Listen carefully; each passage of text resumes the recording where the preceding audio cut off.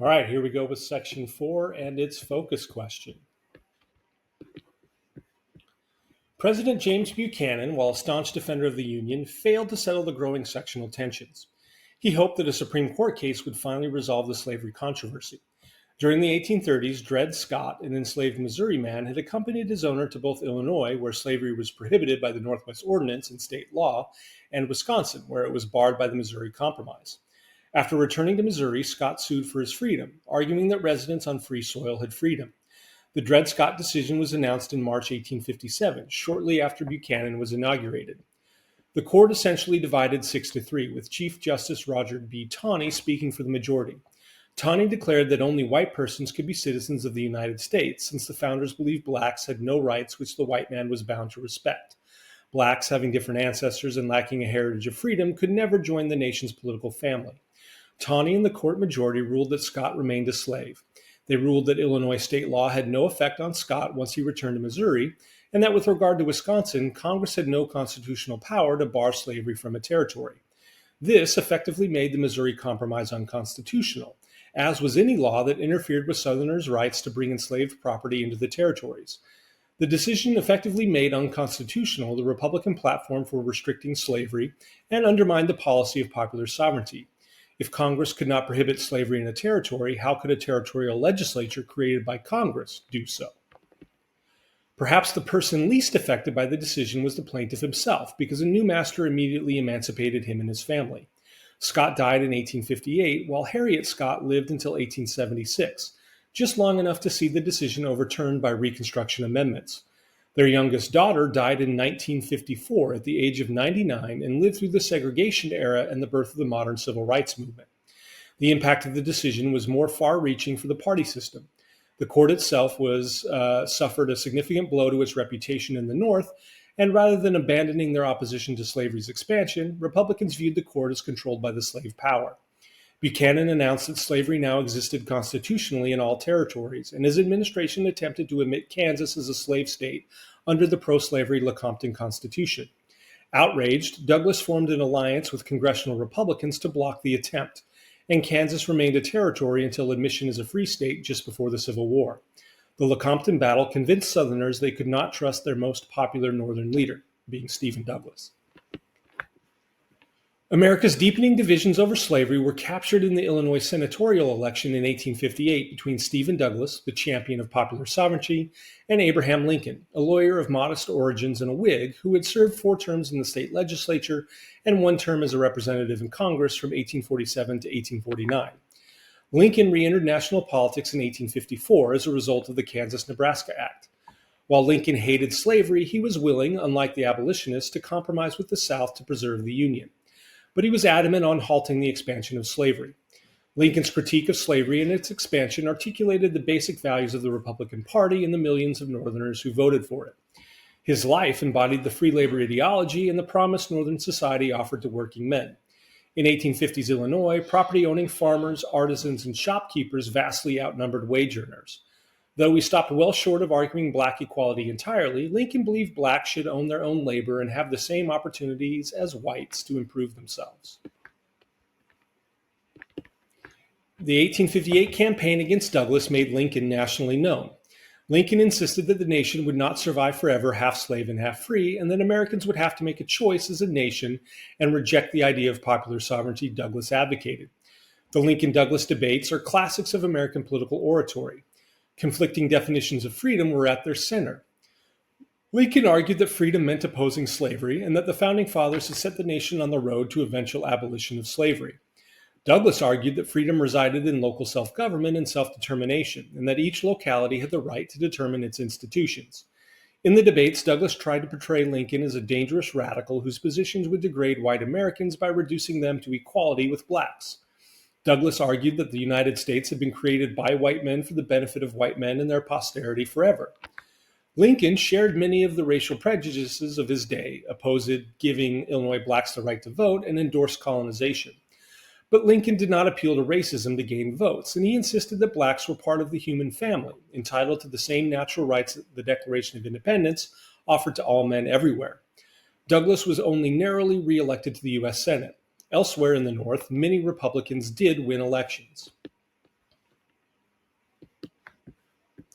The attack on the federal arsenal at Harper's Ferry, Virginia, led by John Brown, also increased sectional tensions. Brown, a deeply religious man, had long been involved in anti slavery activities. Highly influenced by the Old Testament of the Bible, Brown avenged an 1856 attack on Lawrence, Kansas by pro slavery Southerners by murdering 5 pro slavery settlers.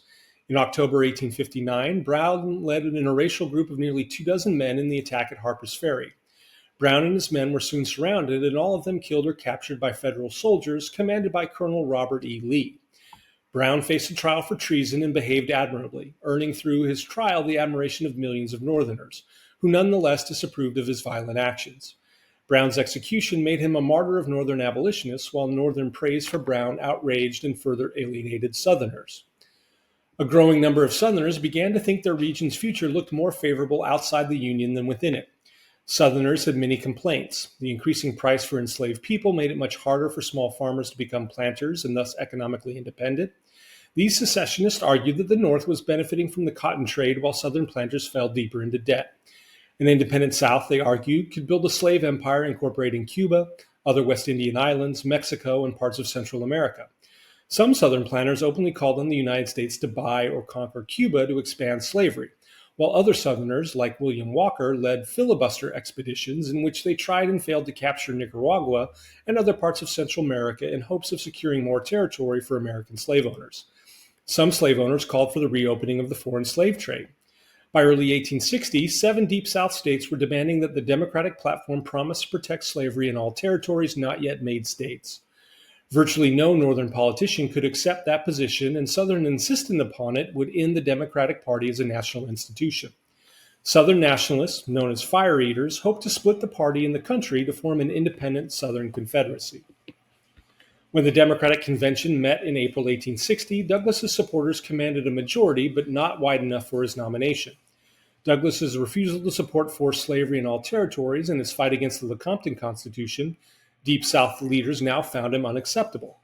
When the convention adopted a platform that reaffirmed popular sovereignty, delegates from the 7 slave states of the Lower South walked out, and the convention recessed in confusion.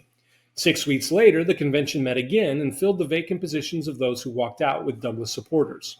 Southern Democrats responded with their own ticket headed by John C. Breckinridge of Kentucky, who insisted that slavery must be protected in the Western territories. The Democratic Party, the last bond of national unity, was shattered. National conventions were traditionally places for reconciling differences, but in 1860, neither Northern nor Southern Democrats were interested in conciliation. Southern Democrats no longer trusted Northern Party members, and Douglas's backers refused to accept a platform they knew would bring defeat in the North. Republicans met in Chicago and nominated Lincoln, who initially had fewer delegates but did not suffer from William Seward's political liabilities.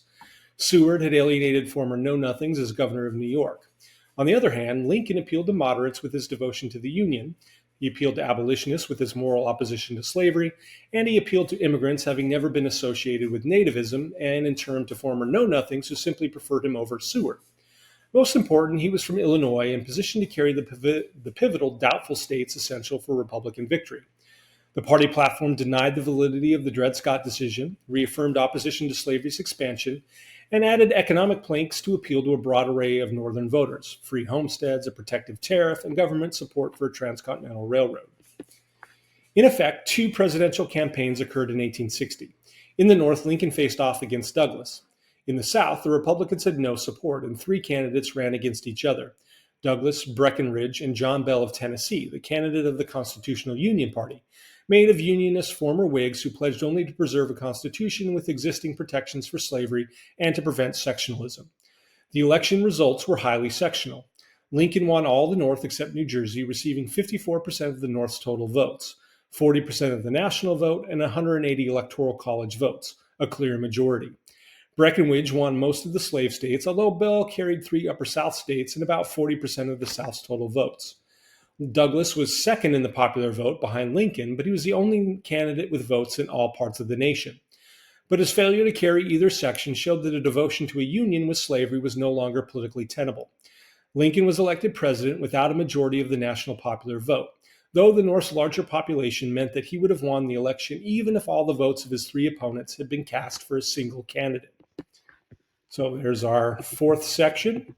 We'll bring the 5th one in next.